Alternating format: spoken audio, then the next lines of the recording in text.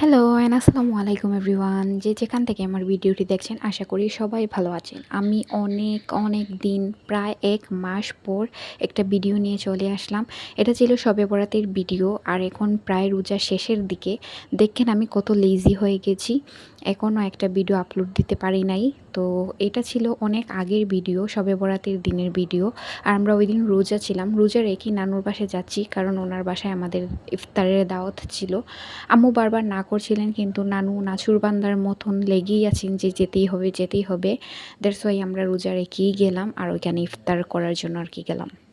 তো নানুর বাসায় চলে আসলাম। নানুর বাসায় ওই দিন অন্য মেহমানদেরও আসার কথা ছিল, ওনারা চলে গেছেন আর আমরা আসছি এরকম আর কি। তো আসার কিছুক্ষণ পরই আসরে আজান দিয়ে দিল, দেন আমি আসরের নামাজটা আদায় করে নিলাম। আসরের নামাজ পড়া শেষ করে এখানে আমি অনেকক্ষণ জেরিনের সাথে বেশি বকবক করছিলাম, হাঁটছিলাম, মানে একটু বোরিং লাগছিল আর কি, ভাল লাগছিল না, যেমন কীরকম লাগছিল, দ্যাটস ওয়াই এরকম করছি। হোপফুলি সবার রোজা রমজানের মাস অনেক ভালো কাটছে, আলহামদুলিল্লাহ আমারও ভালো কাটছে। ওই দিনের কিছু নানুর বাসাটা পুরোই ফাঁকা, কোনো মানুষজন নাই। উনি, নানা, ভাই, ওরা 4জন মানুষই থাকেন আসলে। এখানে দেখছি আম্মু আর নানু মিলে গল্প করছেন। নানু নতুন একটা বিজনেস শুরু করেছেন, ওইটার ব্যাপারে পরে আমি বলবো।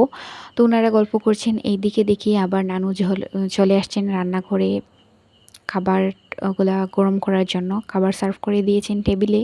দেন আমাকে বলছিলেন যে জেনিনকে নিয়ে আমি যেন চলে যাই, মানে ইফতারটা করে নিই। দেন আমরা ইফতার করে নিলাম, করার পর কিছুক্ষণ রেস্ট নিয়ে দেন হচ্ছে এখানে চা খাচ্ছি আমরা।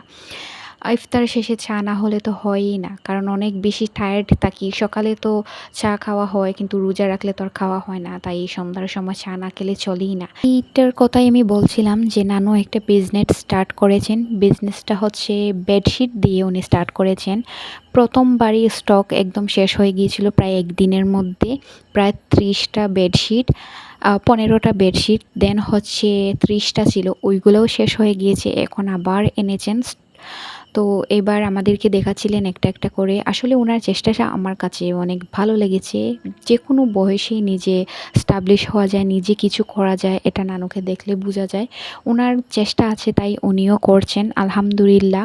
অনেক ভালোই যাচ্ছে ওনার বিজনেসটা, ইনশাল্লাহ অনেক ভালো যাবে। তো আমাদের দেখাচ্ছিলেন, আমাদেরও ভালো লাগলো, তাই আমরাও একটা বেডশিট ওনার কাছ থেকে কিনে নিলাম, বাসায় গিয়ে দেখাবো কেমন হয়েছে। তো এই বেডশিটটা আমরা কিনেছি, আমাদের কাছে তো ভালোই লেগেছে, একটু কালারফুল বাট ভালো লেগেছে। থ্যাংকস ফর ওয়াচিং অ্যান্ড আসসালামু আলাইকুম এভরিওয়ান, বাই।